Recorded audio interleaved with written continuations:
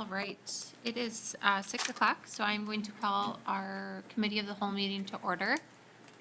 With us this evening is Vasvi Joshi. She is from Baker Tilly, just making sure we didn't switch companies. She's with Baker Tilly, and Vasvi's been with us for a few years. I would say maybe 5 or so, maybe even longer. Vasvi provides a nice update to us each year after the audits are complete. So we'll step through, if it's like years past, we'll step through our city's general audit, and then they typically touch a bit on the utilities. So we'll kind of break up questions by type that way. So with that, I'll turn it over to you, Vasvi. Thank you so much. I hope everyone can hear me. So Vasvi Joshi, I'm Senior Manager at Baker Tilly and in charge of the city's audit. And with me today, I have Andrea Jensen, and she is actually the partner in charge of both the city and the utility audits. And I'll let Andrea say a little bit more about herself, and then maybe go over a high level of some audit things, and then I'll turn it over back to me, and I'll go over some highlights and graphs and that kind of information. Thanks, Vasvi. Yeah, surprise guest tonight. So happy to be joining you this evening. As Vasvi said, my name's Andrea Jensen, and I'm a partner in our public sector practice group. I believe this is my second year as partner on the city's audit, but it's one that is particularly of interest to me, having grown up in the city of Watertown. So I'm happy to be here, and as Vasvi said, she will be covering some of the financial statement highlights and the key metrics after a few comments on the city's audit process and the financial statements themselves.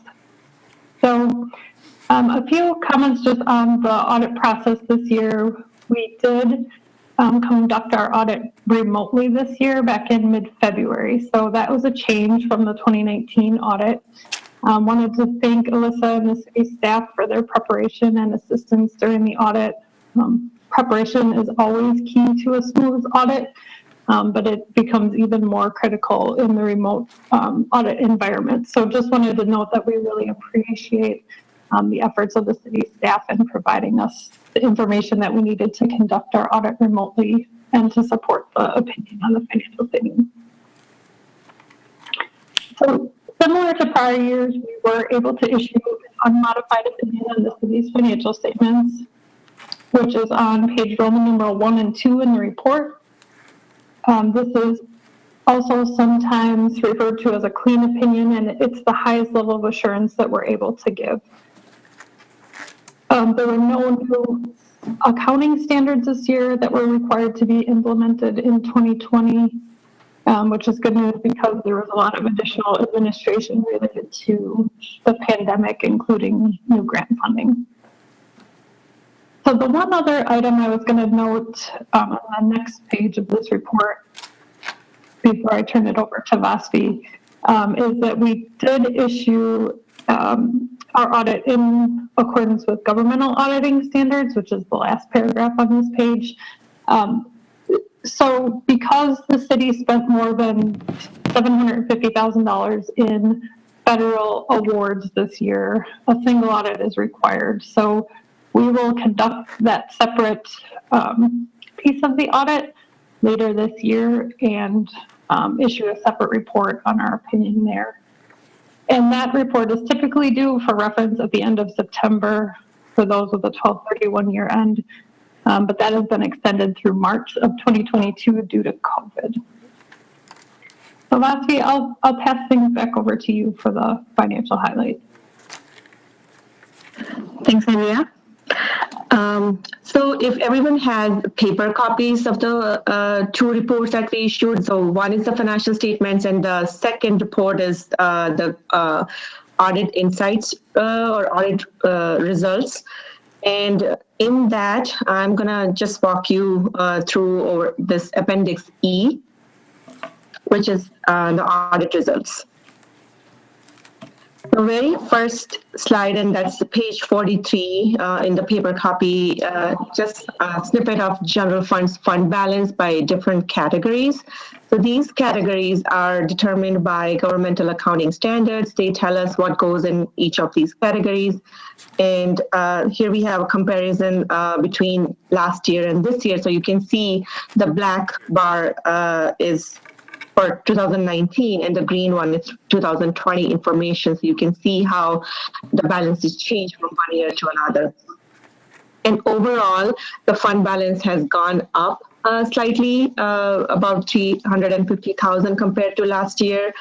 And if we go over all the categories, the most strictest one, most conservative, is the non-spendable fund balance, which is here at the bottom portion of the chart.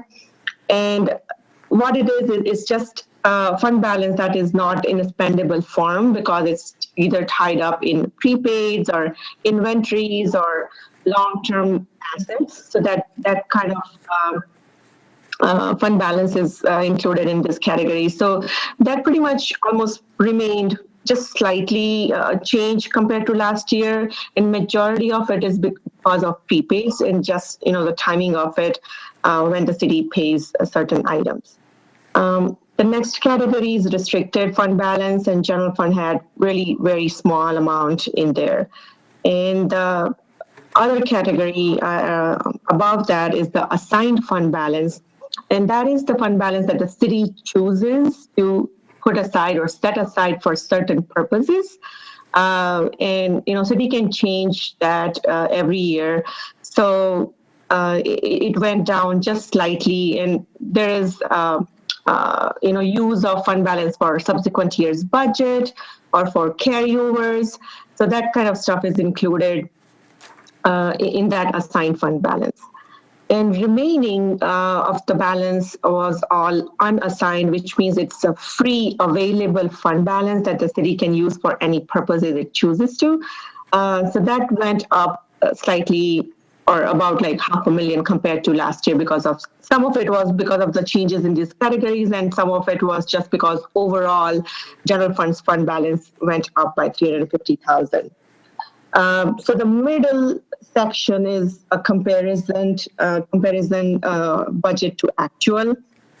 The city had anticipated use of fund balance of about like 200,000 in its original budget, and then there were additional carryovers from 19 to 20.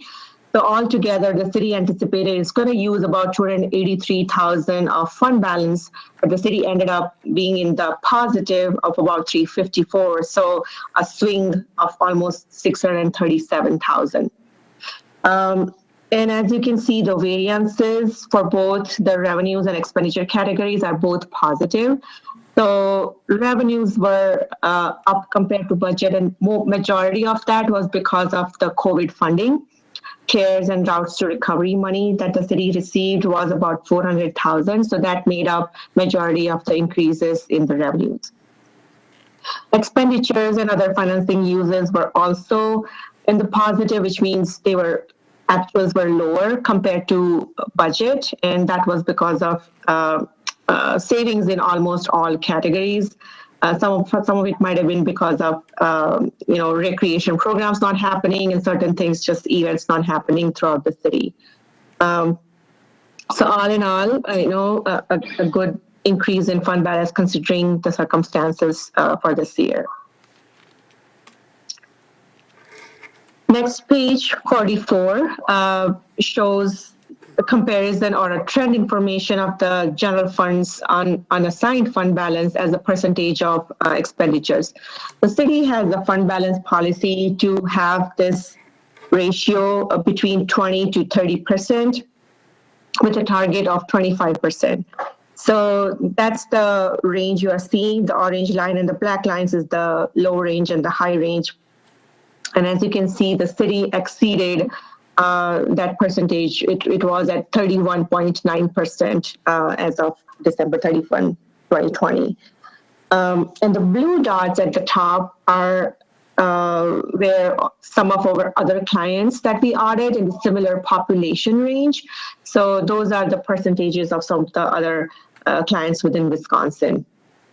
But overall, city met or even exceeded its fund balance policy. And the trend information is that it's going up slightly every year. So that's a good trend, that we like to see. Even GFOA recommends, Government Financial Officers Association, they recommend no less than 2 months, which is about 16.7%. So the city's fund balance was almost double than even that recommendation. So again, a positive ratio to see. The next couple pages are city's debt information.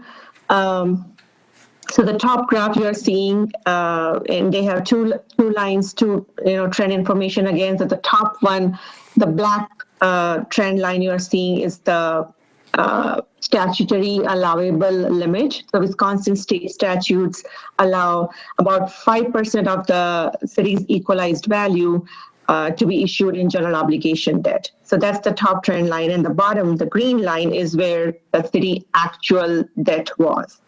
So the top line is going up, which is, equalized values are going up. So, those amounts always go up every year. But the bottom line is going down, which means, city is trying to lower its debt every year. So that's, again, a good trend information to see. If it was the other way around, that wouldn't be good. Equalized values going down, but debt going up, that wouldn't be a good scenario. So the actual percentage of debt limit, city's debt was about at 45%. And most of it was within the governmental side. The utilities only had about 695,000. Governmental side of the city had about 36 million. But about almost 6.8 million of that is related to the TID, funds that the city has. So it's going to get paid through TID increment, and, it's because of the growth and development that TIDs are seeing. Additionally, the utilities also had about 15.8 million of revenue debt. So the revenue debt is going to get paid through the utility rates and all that. So the city doesn't have to levy for that type of debt.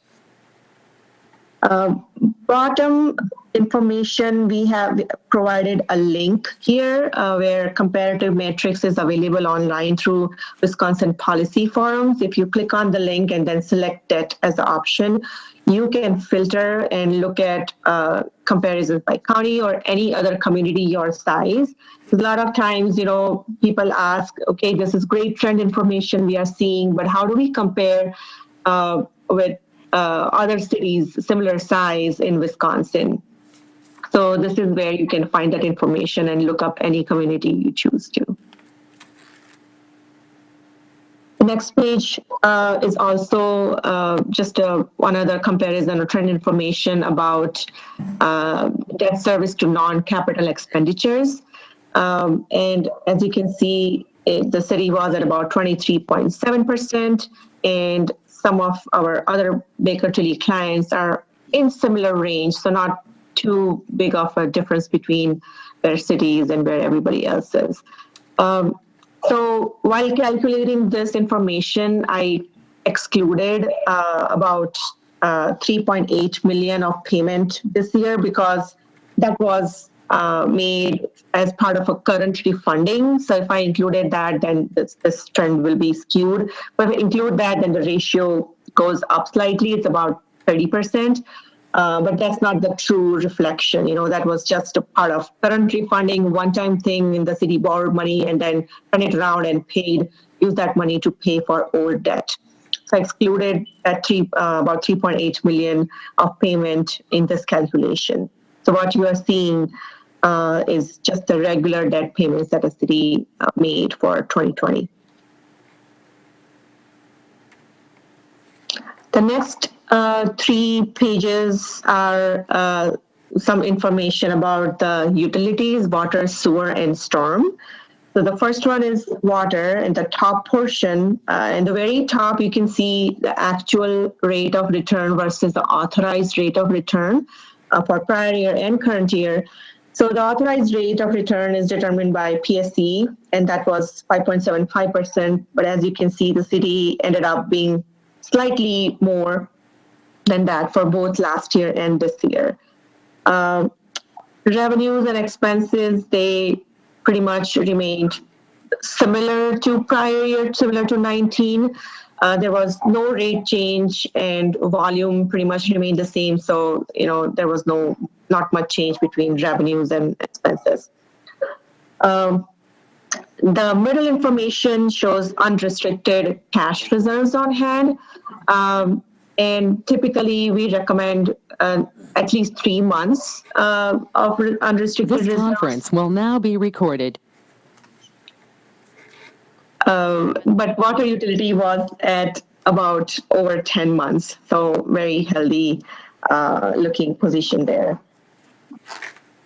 Debt coverage required was 1.25, and they have met this debt coverage for this year and the last 4 years. And the very last information at the bottom of this page is investment in capital, how much is made up of equity versus how much is debt. We always recommend no more than 50% should be from debt. And so city, water utility was at about 30%. So well within, what we would expect and want them to be. Similar information for wastewater or sewer utility. Again, revenues and expenses pretty much similar to prior year, not much change there because rates didn't change. They had unrestricted reserves about 7 or 8 months, and they also met their debt coverage. And very little of their investment in capital is through debt. Most of it is through equity. So again, a great, healthy looking position there. And last one is stormwater utilities. So their revenues went up a bit, and that was because of a rate change that happened in August 2020. And expenses pretty much, they actually went down slightly, very slightly compared to last year. And their unrestricted reserves are even better than the other two. So they have about 16 or 17 months of unrestricted reserves and very little, just 5% of debt that's invested in capital assets. So again, all 3 utilities, very healthy. They didn't issue any new debt this year. They just made payments on old debt. Yeah, that's all I have. Okay. Any questions on this? Yeah, otherwise there is, Andrea, were you going to go over the I have just a couple of general comments on the rest of this communication report, if that's okay. This document really is similar format to last year. There are a lot of different required communications in here, including, the responsibilities related to the audit, information related to our audit approach, key audit areas that we focus on, internal control matters, including material adjustments and uncorrected misstatements, as well as upcoming changes in accounting standards. The trending challenges section of the report is really meant to be informational and is best viewed in electronic format. There are additional links in that section so that you can take advantage of some of the additional content. And then the last section of the report that I wanted to draw your attention to is Appendix D, which is the two-way communication about the audit. And that segment is really meant to be forward-looking to your audit for next year. So if there are things that come up during the year that you think we should know about, think that we should be aware of, things that could potentially change our audit planning or audit procedures. Those are things that we want to know about, and just you should feel free to reach out to any of our team members to talk through those. So we're available throughout the year as a resource to you, not just at audit time. I guess if there are any sections of the report that you wanted me to cover in more detail, I'm happy to do so, or if there are any general questions, we can take those at this time. Mr. Pash. Evening. Just one quick question. With the uncorrected misstatement that was cited in here, can you expand on that a little?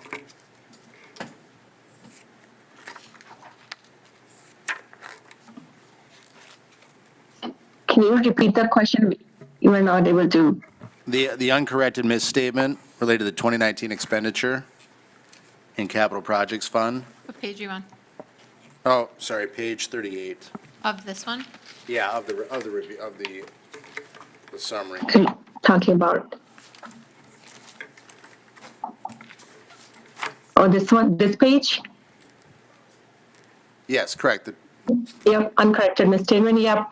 So that is related to, as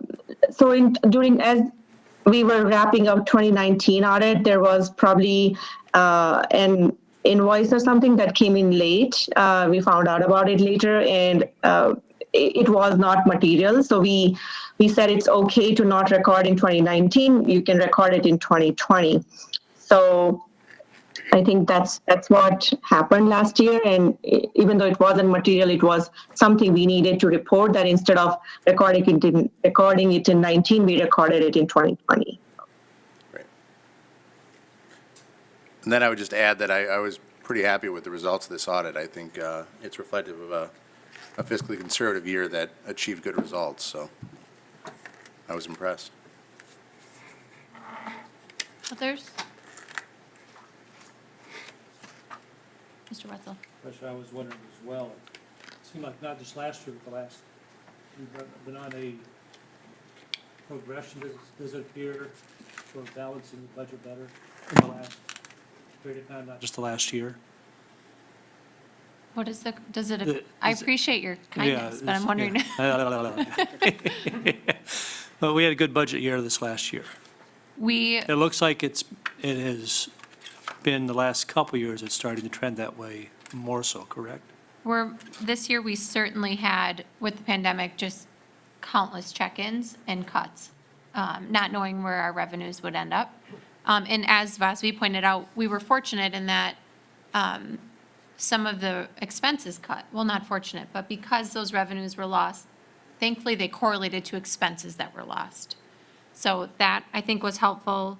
But, I mean, it's a testament to the budget work that happens leading up to it. You know, we ask our leadership team to really nail down numbers, and then we sit, Elisa and I just did it today for a few hours. We sit and plan what this process should look like, and then we go through it together for weeks and months.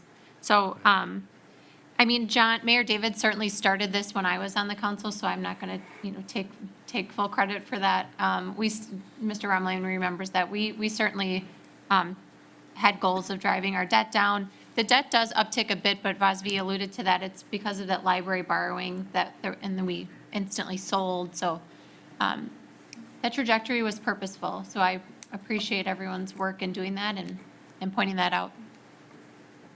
And I'm just curious too, I'm not a banker by any means like Alderman Pash, but on page 47, the unrestricted reserves, 2016, they were 422,000, then they jumped up $1.8 million almost 2017. Why was that? On the water utility? Yes, the unrestricted reserves. 2016 year balance is 422, then it jumps up all of a sudden to 2 million, 3 million, 4 million. Why was that? I have a hypothesis. I don't know if Vasvi has the exact answer. Yep. So are you asking why did it jump from 18 to 19 or from 19 to 20? 16 to 17, 2016 to 17, it jumped up $1.8 million, just wondering why. Yeah, top of my head, to be honest, I do not recall why. I can look into it and get back to you. That's okay, that was in the past, we're here today, but I was just That's great. curious.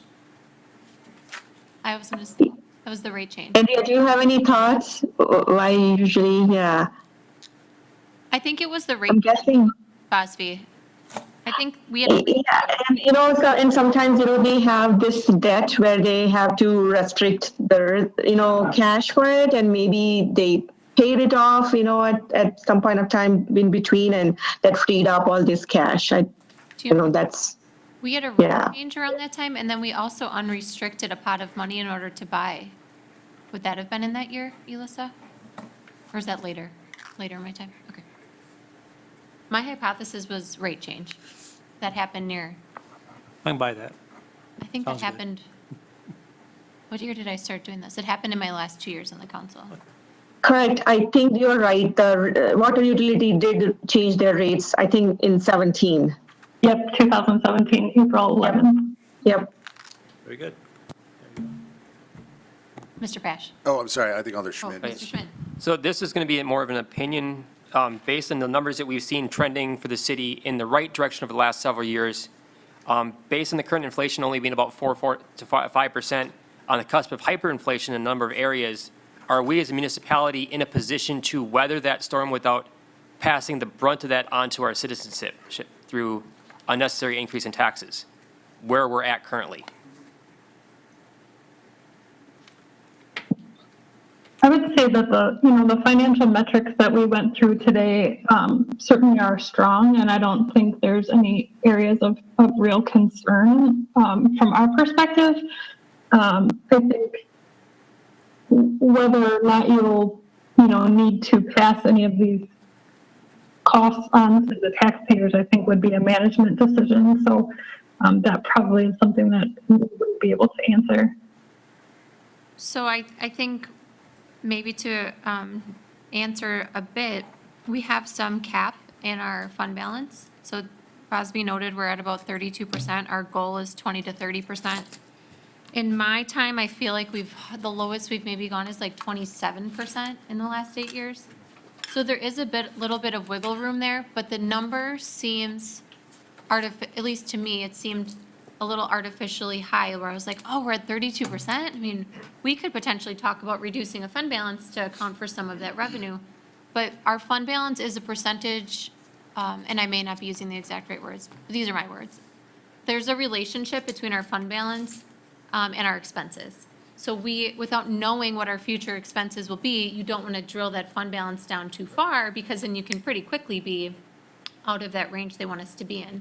But to answer your question, I think it is something that this finance committee and council can consider come budget time, what that number is if we have any flexibility. I will say that with the caveat that I've sat in on the Moody's investment rating calls. That's essentially our credit score as a city. They give us a bond rating, and they always ask ELISA about our fund balance, because we always budget to use some, and then we rarely, if ever, in at least my last 8 years, actually have used it. And she explains that to them, but every year they still ask. So I see you're planning on using essentially your savings account.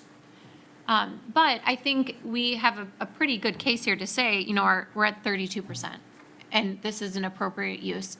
They did use fund balance to fund a large expenditure when Mayor Krieger was mayor, so I know there is some history for that. Long answer to your question, sorry. No, that's fine. I wanted to get just to have that train of thought conversation started. From their perspective, I know they can't answer the technical aspect of it, but from a general concept, from a financial health standpoint, we're in a good place to deal with it. That's more for them, and internally, we can address the nuts and bolts of how we're going to deal with it. Yeah, I mean, we have some room. Yeah. The conversation prior to that, I had a quick question. How much debt did we refund last year? That I don't know off the top of my head. You stumped the Schwab. I assume we did some, considering We did. the climate. Elissa, do you know offhand? Forgive me, it's probably in the report. I just didn't get a chance to go through everything.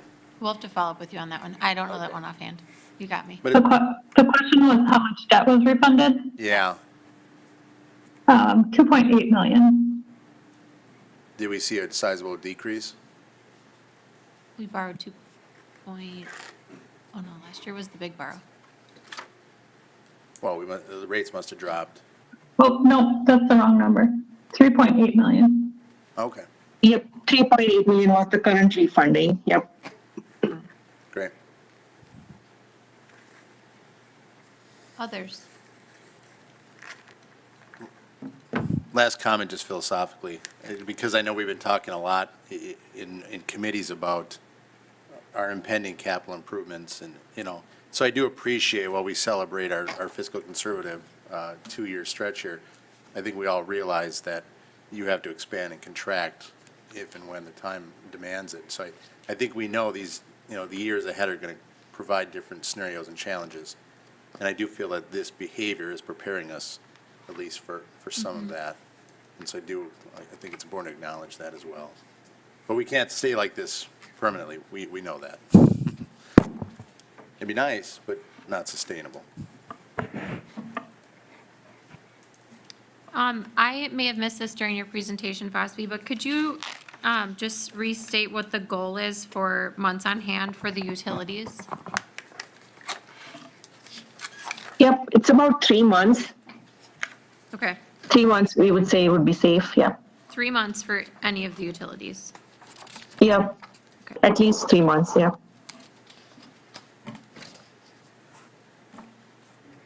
I think that goal could probably shift a little bit depending on how much room you had for borrowing. So if, for example, you had a utility that had 0 debt outstanding, perhaps you could get by with a smaller cash reserve because you would always have capacity to borrow. For those utilities that do have revenue debt, I think you'd want to be a little bit more careful there. That makes sense. Thank you.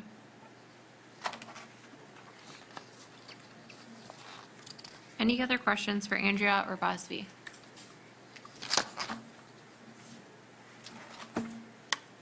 Nothing? Anything else you guys would like to share with us? Alyssa, you have anything? Oh, All right. yeah, I would like to just thank Elisa. She's great, very prompt in responding to all our questions, very patient. So thank you everyone for your time, and thanks, Elisa. And I would say Elissa did this during a pandemic, during a primary election week, I think, if I'm remembering right. So it was definitely a group effort in the clerk's office, but I appreciate always hearing from Baker Tilly how professional and precise and prepared our team was. They worked nearly every Saturday for 2 months leading up to this audit. So many times I purposely drive by and text them both to go home. So, don't die, Elissa. I appreciate you sharing that, and I think it's good for our body to hear as well the amount of work it takes to get to this point. So, thank you, Vosvi. Thank you, Andrea. I appreciate you guys providing us your service and your feedback this year. Thanks so much. Thank you. All right. Okay, well, normally we don't get through them that quickly, so you guys have a half hour or so. Oh, I'm sorry, could I please You take said that a, last year, but these are getting so easy to, I need a motion to when they adjourn. get 2 hours long, then we know we got a problem. Anyone? Thank you. Motion by Ritten, I'll second. second by Schmid. All those in favor, please say aye. Aye. Aye. Okay. Anyone opposed? All right, thank you, guys. So